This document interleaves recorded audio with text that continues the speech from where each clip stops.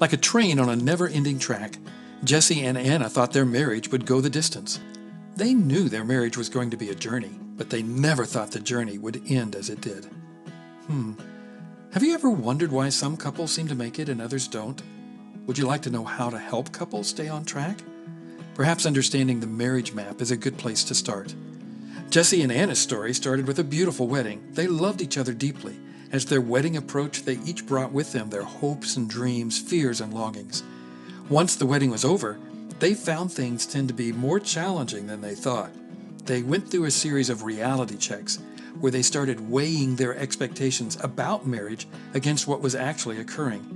It started with simple things like Jesse explaining to Anna the correct way to squeeze the toothpaste tube, but it grew to include deeper things like disagreeing on values they wanted to instill in their children. Soon, they each got frustrated. Now, because their marriage was healthy at this point, they expressed and heard each other's cries for help, whether it was expressed verbally or not. For example, Anna was able to verbally convey her feelings. "You know, I'm starting to feel a little taken for granted. Do you think you could help me with the dishes?" At times, Jesse also expressed his cry for help verbally. "Anna, I'm glad we share the responsibility of doing the dishes, but I'm starting to feel overlooked." Whether verbally or not, Jesse felt so relieved when Anna noticed his cry for help through his body language and said, "You know, you don't seem as affectionate as you used to be. Is there something going on?" His nonverbal cry for help was heard, and as a result, they could figure out what change was needed. Sometimes, one of them figured out his or her expectation was unrealistic and needed to be corrected. At other times, it was determined the expectation was fine, it was the other person's behavior which needed to change. The good news was the cry for help was heard, and as they figured out what needed to change, they developed a new standard for future reality checks. Now, Jesse and Anna didn't realize it, but this is really what all healthy marriages look like. They were constantly cycling through the process of hearing their mate's cry for help and growing together as they adapted and changed. But life got busy. Being married became more routine, and Anna and Jesse stopped listening consistently to each other's cry for help. And when that occurred, pain stepped in. Jesse had never experienced anything quite like it. It was the pain of distance and isolation. Now before, when they were on the healthy side, occasionally he was frustrated because his cry for help was ignored. But this was different. This felt chronic, like a new bad habit, or like a shirt you could never take off. He felt lonely and began to question, am I a healthy adult? Are my expectations unrealistic? And where is God in all of this? I thought He put us together. Doesn't He care about my pain? Anna also found herself on the negative side of this path. She too was in pain, and that pain isolated them from each other. The hurt blinded them to their mate's cries for help. Then as they remained there, each got angry. Angry because this was not at all what was expected. And the anger tended to take one of two forms, turtle or skunk. Anna was more of a turtle. She pulled inward thinking, this is all my fault. If I was a better listener or knew how to manage things better, we wouldn't be here. Jesse, on the other hand, was more of a skunk. Skunks spray anyone that's close by. He sprayed his blame on others, saying, if you just stopped sulking, or if your ex just kept their distance, we'd be okay. Sometimes each found themselves doing a combo of both. First, they'd play turtle trying to solve things themselves, and when that didn't work, they added victim to their identity and then began blaming everyone else. They lived there for a while, but eventually numbness set in. You see, there was so much pain by this time, something had to give, and numbing out the heart seemed to be the best option. Think of it this way. If someone forced your hand onto a hot stove and you pulled it off, but they forced it back and you did this on again, off again dance over and over, eventually the nerve endings of your fingertips would callous over. It's true you would feel less pain, but you'd also lose your sense of touch. And that's what's happened to Anna and Jesse's heart. Their marriage still existed, but numbness had reduced it to the status of roommates. Next, they entered a state of resignation. Jesse had just resigned himself to live in what felt like a loveless marriage, and Anna found herself doing the same thing. It wasn't because they wanted to, but because they'd exhausted everything they knew to do. it was just easier to invest in other things. Jobs, kids, staying busy, those became the substitute for genuineness in their marriage.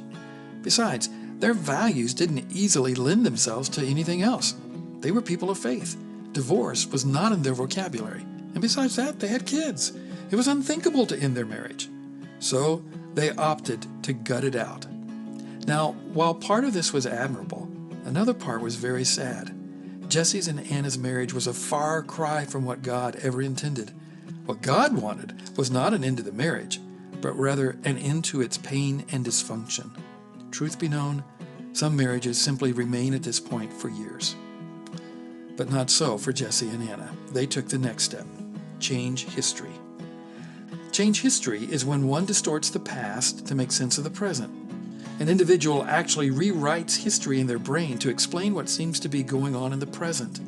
Rewriting history could mean misattributing motives for a spouse's past behavior or denying the true significance of past events.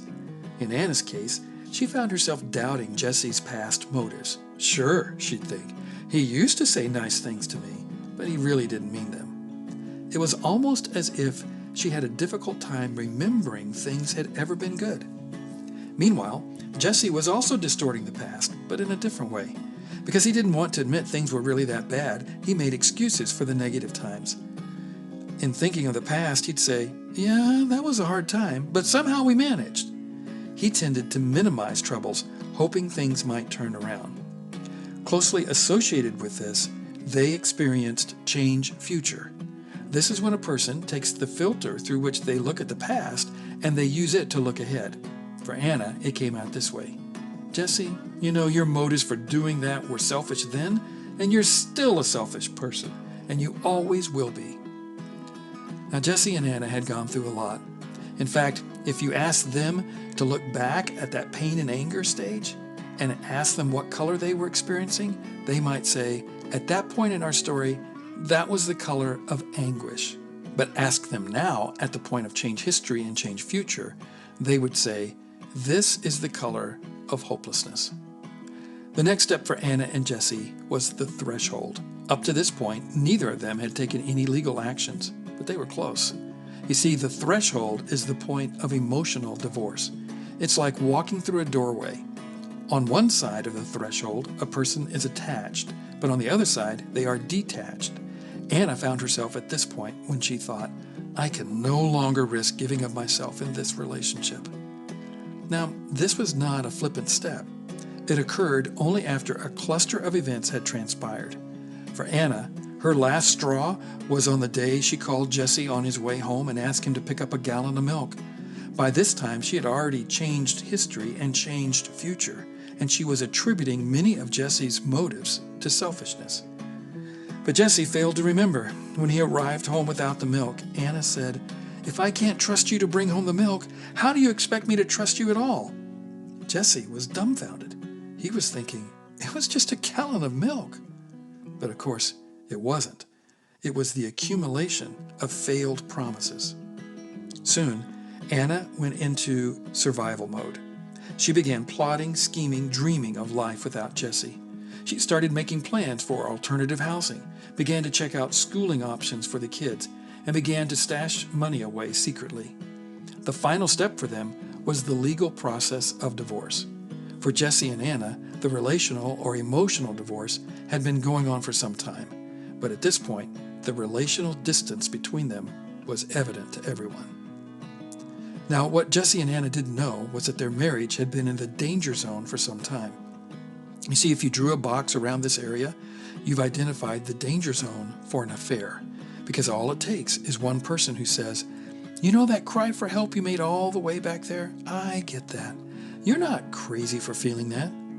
Fortunately for them, a third party did not step in, but if one had, this entire process might have sped up. So all of this leads now to the question, how does a couple keep their marriage on track? Well, the key is for couples to empathetically understand each other's cry for help. In Scripture, Peter, after addressing both husbands and wives, says it this way: "Finally, all of you should be in agreement, understanding," there it is, "understanding each other and loving each other as family. being kind and humble. You see, there is good news. If you know of someone living in the danger zone, they don't have to unpack all of these boxes. They simply need to ask, what's my mate's cry for help? The bus can be backed up, even if only one has the heart for it. And that's good news.